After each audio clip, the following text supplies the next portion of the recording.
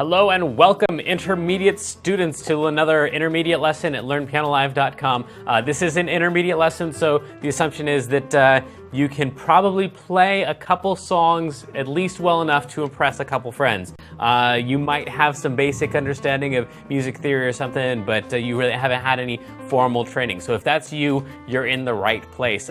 If you feel, throughout this lesson like it's way too advanced, you might want to go back and check out yesterday's lesson. It's in the archives, the beginner's version of this lesson. That might answer a lot of your questions, but feel free to ask away, ask any questions. This is about you and me, so you got to ask questions so I know, how to help you best. And there's a couple other things I want to talk to you too about before this countdown clock hits 0. All right, first and most important, ask a lot of questions. The way that you're going to do that is there's a couple different ways. You can jump in the chat room and talk with the other students who are logged in at the same time. I'll be watching the chat room too. You can ask your questions there. Or if it's a question that's just for me, a question about the lesson, especially if you know it's one that's going to fit best at the question and answer time at the end, then you can just put your name and your question in the box below this video, click submit, and then I will get that. Now, if you're already in the archives, if you're watching this not live, but you're watching this in the archives, then make sure at the end of the lesson you click on the survey button. You don't have to fill out the entire survey. If you want to, I'd love your feedback, but really the best part of that is that you can put your question in there, and then we click submit. Then I will get all of your questions. I'll make sure that you get them answered, whether you're in the archives or you're live.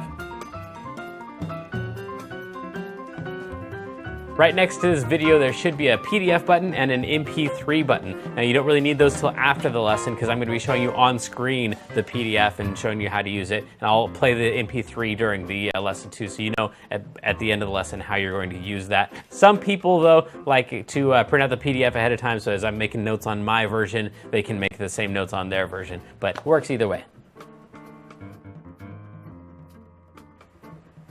All right, this is perhaps the most important part. You need to leave the lesson when you feel like you're sufficiently challenged. So, I'm teaching these lessons, 12 to 15 lessons a month. Normally, in traditional lessons, you're getting like a lesson every other week or so. So this is just way too much for you to take in. So, the goal is for you to get some little nugget of something that you can really practice on, really work on. Once you feel like you have that, then you really don't need anything else from me. Go practice. That's where this stuff is really going to happen. You're not going to get through this lesson and be able to play something really well. You're going to get through this lesson and have the information that you need to practice more effectively. That's really the goal here. So don't feel bad about taking off early. If you feel like halfway through the lesson you got as much as you can take in at that time, then go practice that thing, and then come back whenever you've got that thing down, or you're bored with it, or you just want to check out the next topic.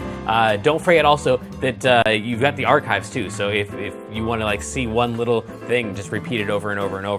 Just give me, hopefully within 24 hours after the lesson, this thing will be up in the archive, so you can just go back and watch it over and over and over and over and just get that little segment down. All right, today we're doing everybody's favorite topic. Out of the 8 sectors of musicianship, the one that everybody always likes the most is application. That's where you finally actually get to play a song. So if you've been here for the last couple weeks, you'll notice a lot of the same concepts popping up today, because we're going to take those concepts, we're going to apply them to a very specific song. If you haven't been here, don't worry about it. I'll show you how to play all of our little concepts. So hopefully at the end of today's lesson, you'll have all the tools to practice an actual real song that you can play for your friends and impress them. Let's go.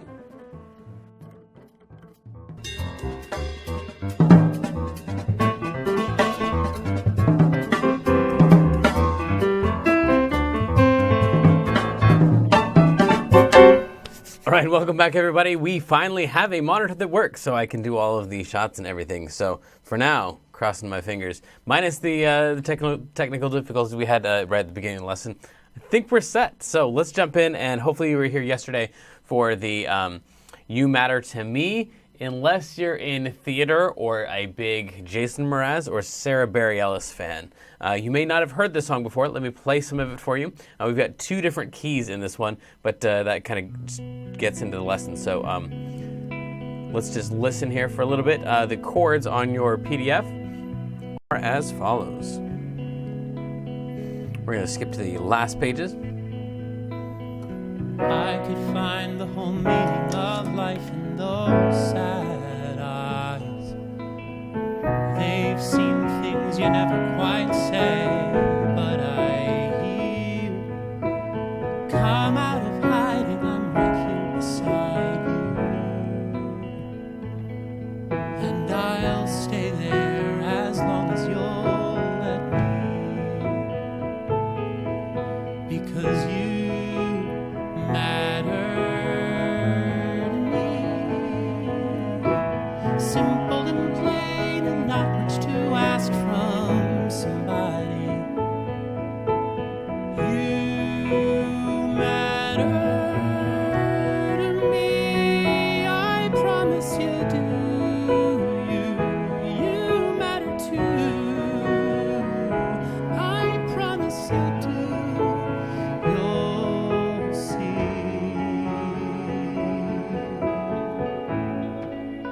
You matter. It's addictive the minute you let yourself think. All right, that's about enough. You probably get a feel for the song. Hopefully you recognize that it's in 6/8 time, meaning that there's 6 pulses for each segment of song. So that's it in a measure. We've got 6 beats right now. So the feel of that I say just might matter to 1, 2, 3, 4, 5, 6, 1, 2, 3, 4, 5, 6, 1, 2, 3, 4, 5, 6, 1, 2, 4, 5, 6, 1, 2, 3, 4, 5, 6, 1, 2, 3, 4, 5, 6. So hopefully that all makes sense and feels right. If not, again, we covered a little bit of that in yesterday's lesson. You can go check that out. And we finally have all of the chords written in. So as I told the students yesterday, we're trying some of your new suggestions. I say that in case you absolutely hate it. These were all your ideas. And in case you love it, then it was my idea to implement it. So anyway, it's genius, either yours or mine. This one over here, still, after yesterday, there were some complaints that we didn't have the full, all of the words, which I never give you. I just give you the section that gets repeated later on. But then several of you pointed out, hey, if you're not going to write the notes in, why not give us all the words? So you've got all the words there. I will write in the notes for you for tomorrow. And then some other new things that we're trying is, I didn't give the chords to the beginners yesterday, so I know this looks the same to you because I've given all of the answers for all of these ones. But and then tomorrow, another new thing before we get into the theory of the song, we're going to have a girl named Morgan Mena come in and actually sing this so you can watch me actually cover it in case you show up to some of the other advanced covering lessons and I just talk about what I would do if I were covering it. Tomorrow we'll actually be covering it live in the live lesson. So that should be fun. And so you get to see me actually employ some of the stuff that we would just talk about normally. I don't know how exactly that's going to work out with me giving instruction to you and also trying to work with the singers at the same time. So I don't know. It might be an absolute debacle. But for entertainment purposes or for learning purposes, one of the two, I guarantee you, show up tomorrow for the advanced lesson. This is the MP3 play along, the chords for that. So this just goes through the first section of the song before the key change, which is really what I want to talk about today a lot. Yesterday I just told them about the key of E, and hopefully you are familiar with the key of E, or you know that such a thing exists. It starts on an E, and then it has 4 black notes in it. If you're using the correct fingering on it, it'd be the 2 after the thumb. So you go 1, 2, 3 as finger numbers, and then 1, 2, 3, 4, and the 3 and 4 would be on the black notes. Or the bottom 2 of every group of black notes. So in this group of 3, it's those, and in this group of 2, the bottom group of 2 is the whole group of 2. So that 2 right there, and that 2 right there. The only black note that we're not using is this one right here, the A sharp or B flat. So those are all the correct notes for the key of E. And that holds up for the first third of a song or so, and then it changes keys. Since we haven't done it like this before, I didn't exactly know how to show you this, but right here is where we change keys. So if you're familiar with the key of E, you'll know that the key of E has F sharp minor in it. So that's F sharp, A, and C sharp. This song uses an F sharp minor right there, which switches to an A, which is really just the major version of F sharp minor. They are relative chords in the same way that the keys A major and F sharp minor are relative keys. And so we go from F sharp minor to A, right, let's zoom in here, right there, F sharp minor to A. And then when we go back to the F sharp, it's not minor anymore. It's an F sharp major, which is the 5 of the next key that we're going to. We're going to the key of B. This is not a transition that I've ever talked about before.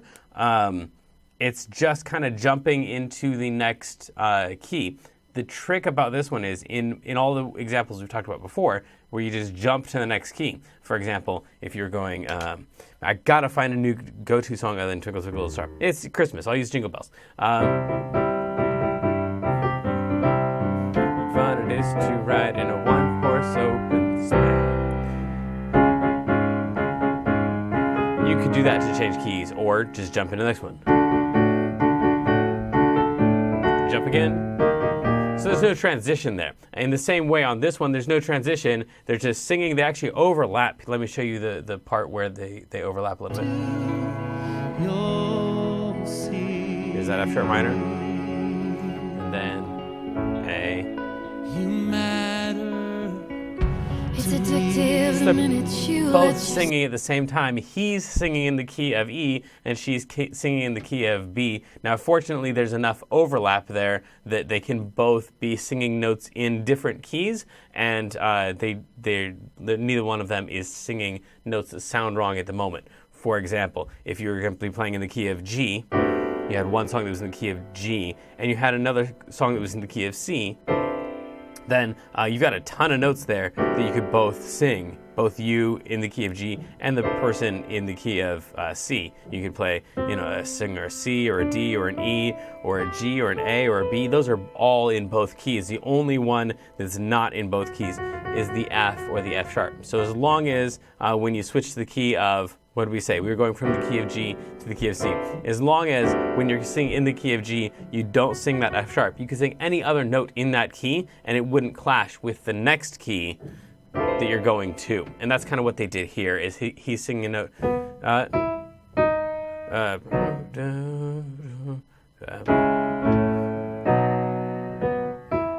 Matter to me, this one right here. So he's singing a C sharp. And that is also in the key that we're going to, which is the key of B. It's the 2 in the key of B. And it also happens to be the 5 of the chord that they're going to. They're going to an F sharp major, which is not in the old key, the key of E, because as we talked about already, that'd be an F sharp minor. But the note that he's singing is both in the key that we were in before, E, and the key that we're going to, B, and it is the 5 of the chord. So it fits in very, very nicely during that one segment, even though he's technically singing in the old key. He's singing the same notes he would have sung if we hadn't changed keys. And then she starts singing the new key. And what's different about this transition, is that we just jump to the new key, but we don't jump to the one chord, which is really against the rules. You're not supposed to do that at all, unless you have rehearsed it a whole bunch before, which I'm sure on Broadway they've done a take or two before they go live. So anyway, we've got just jumps to the 5, which makes, if you've never heard the song before, again, if all this stuff goes out the window if you already know the song, because it sounds normal, because it sounds just like the last time you heard it. But the first time you heard the song, that is a really weird limbo period where you can't, there's no home base because you don't know what key you're in. Just playing the first couple chords, it's not clear what the key is, because those could be in several different keys. At least for the first couple chords, you could be in several different keys. So anyway, that's what makes that section feel kind of limbo-y. Until she gets to the chorus, it's not entirely clear what key she's supposed to be in. So again, here's that F sharp minor going to an A. F sharp. It's addictive the minute you let yourself think. And somewhere in here, if you're really searching hard, you'll be able to tell what key she's in. We still haven't gotten to the 1 of the key yet, which is B. So it doesn't really feel like home. And for the first time, I think I Till consider this day, because Right there. Finally, we have that home, and that release. That's what makes that release so compelling, so convincing. Is that we've been not playing the one for so long, and the key has been up in the air for part of that time. When we finally hit the one, like, finally, we rested. We went home there. Then after that, it's relatively boring. There's not really much that happens. In the end, they repeat this line right here. So they just do this line twice, which is not super interesting, but it's the most significant weird thing that happens, except for this part. There's a little bit of dialogue because it's a Broadway tune, and so that's relatively common to have speaking parts in the middle of the song, and so it's your job to just loop these chords. Again, on Broadway or for any major production, they will have timed their monologue to fit nicely inside of the parameters of your of what you're supposed to be playing in the right number of measures. So almost as if they were singing the words. They've got it all timed out. They know when they're supposed to hit what marks.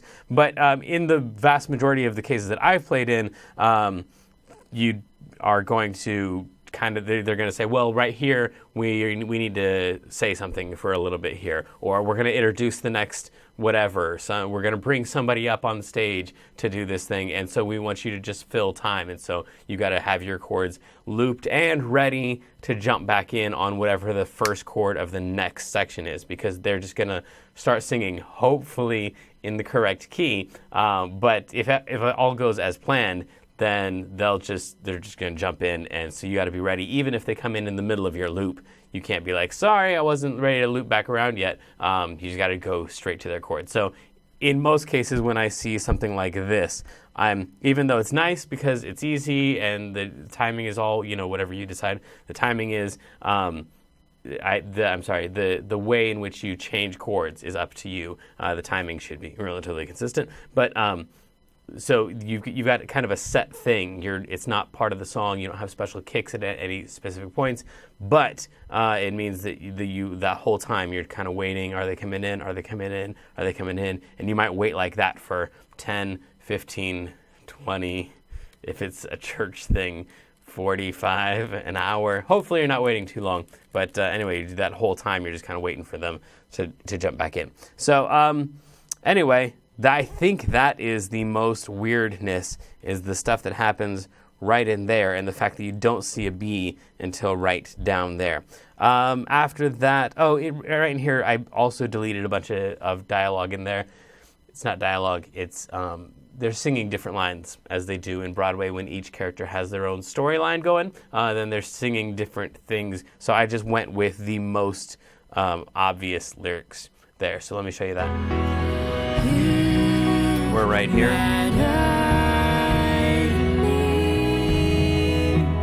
Simple and plain, and not much to ask from somebody. This is all straightforward.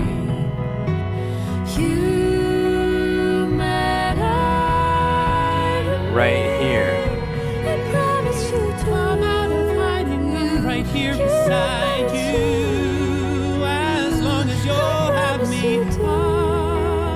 You promise you to. You matter to me. You'll see. So they finally come back together on You'll See, but all of that section right there is all kind of up in the air, which is really why sheet music helps out a lot more than these chord sheets. I know the chord sheets are really convenient, especially if you already know the song, and much simpler to read, but there's just no way to write out some stuff like that and a billion other things where it's just there's no particular word that the chord goes on top of. So if you have the sheet music out, you're supposed to play this chord for this many beats, and whatever they say is all up to them. Hopefully they get that stuff right, but you know how long you're supposed to do your thing. So that's where sheet music really comes in handy to make all that stuff clearer and more specific. I think that is the entirety of it. Let's go through the chord numbers real quick. We kind of touched on that a little bit, and it overlaps a lot with yesterday. And then tomorrow, next lesson, you'll have all of the numbers in here for all of these lyrics here. So the goal is that you try to put in some of that stuff yourself based on what we talked about last week. So the chord numbers here are all just 1, 4, 5, and 6, as are 99% of pop songs out there, 1, 4, 5, and 6. There's a 2 in there. The F sharp minor is a 2 chord. So this guy right here is a 2. But everything else is in the key of E. E would be 1. So anytime you see an E, that's a 1. That'd be right there and right there, right there and right there. Those are all 1 chords. The 4 chord is an A. So that guy right there. The 5 chord is a B. And then the 6 chord is a C sharp minor, minor because 6 chords are almost always minor. So that is the 5, the 6, and the 4 right there, and then E is the 1. So that's pretty much the pattern, 1, 5, 6, 4. It's every other Katy Perry or other pop song that we've ever done. And I believe it's the same chord pattern for the Strawberry Ellis version, which is not this version. This is not the Strawberry Ellis version, but I think it's the same chord pattern, 1, 5, 6, 4, just a slightly different emphasis and beat and stuff. So anyway, let's get to the feature of the day. Hopefully you're already putting in your questions. And today we have a YouTuber, Scott Houston, has been brought to my attention by one of the students, and went and checked out some of his videos. And you know what? He's got some good stuff. It's relatively easy to understand. It looks like he's spent a lot of time on camera, so he's got a good personality for that, and he doesn't say nearly as many ums and uhs as I do and some others. So anyway, he's got some really cool videos. If you see any of his in particular that you like, or that you find confusing, but you like the concept, you just want more explanation on it, or anybody else for that matter, then let me know. He also has a live program, or used to, or something. Apparently he does some live broadcasts as well, like this one. So anyway, go check him out and tell me how I can steal some of his stuff and improve, or give him some ideas from over here. Whatever you find that's helpful, use it. And let's do our wrap up, and then we'll get to your questions and hopefully some relatively decent answers. We've got tomorrow we're going to be adding in the numbers for this based on what we did last week. This is the MP3. There's not really much in the first few pages to talk about here, except that we talked about the chord numbers on the last page for the key of E, which is 1, 5, 6, 4. We end up doing the exact same pattern for the key of B, where we have the 1, the 5, the 6, and the 4. Ta-da! So they do switch to the key of B, but it's still the same chord numbers, 1, 5, 6, 4. And the most interesting part is this thing right here, the transition. They don't really use a pivot chord. They just jump to the next key. Just a second. Excuse me. They just jump to the next chord, and they jump to the 5 chord, though. They jump to the next key by jumping to the 5 chord in the next key, which is, like I said, I can't think of another example off the top of my head where that happens. It's really, really uncommon. If you're just going to jump to a new key, then you're going to usually use some kind of play the 1 chord. Yes, you're usually going to play the 1 chord if you jump to the new key. We repeated the line here. We talked a little bit about why sheet music is more handy than lead sheets, and up here we talked about how on this specific one, and I guess high budget productions, usually your singers are going to be all timed out for their spoken parts, but in a lot of cases you just got to take your chords and loop them and watch your band and be ready to jump back in. That is, I think, the majority of the stuff. We talked about the key of E and the key of B, how to play those. The key of B is listed right here. There we go. That's your key of B. And I think that's it. So let's get to your questions. Here we go. Question. Let me refresh here. Refresh here. Yes, continue. Thank you. All right. Who sings this song originally? The one that we've been listening to, I think, is as original as possible. It's Drew Gelling, Gehling, and Jesse Mueller, Mueller, from, it says, original Broadway cast recording. So I assume that's their original, unless they stole it from something else. I don't know. That's the one we were doing. Sarah Bareilles, like I said, and Jason Mraz did a more recent version. That is not the one that we were doing. How often should I get my piano tuned? When it sounds bad. I get mine tuned every 6 months or so. So yeah, maybe once a year or a couple times a year. But yeah, most people don't ever, unfortunately. They'll have a piano for like 10 years and like have it tuned once somewhere in there because someone tells them that they should. So yeah, I would bring in a piano tuner, ask them what they think, and then go from there. I'm having some work done on my hammers right now that like they have to come out and like retreat it and stuff. So that's why I'm having someone come out every 6 months.